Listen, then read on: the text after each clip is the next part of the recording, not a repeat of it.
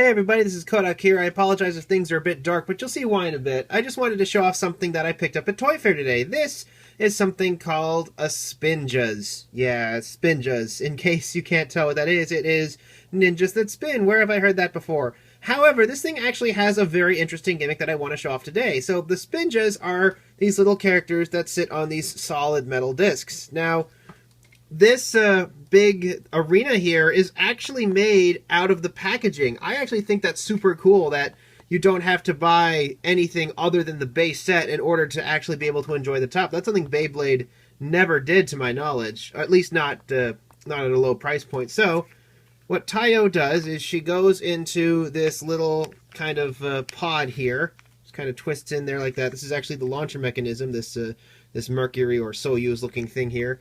And how appropriate, because it actually docks with another thing. And what it does is when you put it into this charger here, it charges up a light inside of Tayo. So after charging that up, it's actually click on, click off. It's not like hold it down to charge it up. What you do is you wind it up, the launcher,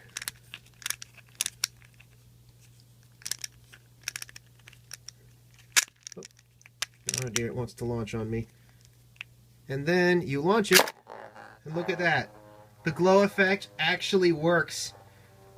It's kind of like, remember how I talked about the microchargers that light up that I was hoping would leave a track? So apparently it's possible with Spinjaz. The Spinjaz have the little microcapacitor in them that allow them to draw these really bright lines on the arena. I'm actually surprised at how well these work. They spin for a decent time. The paper here is actually a glossy surface, although as you can see, it is almost impossible to make flat on the concave surface of the arena, but you actually don't need to place the paper or insert the AAA batteries into this thing to make it work, so you can actually experiment with it on your own. You can have everything you need inside the package, and that is actually something I really enjoy.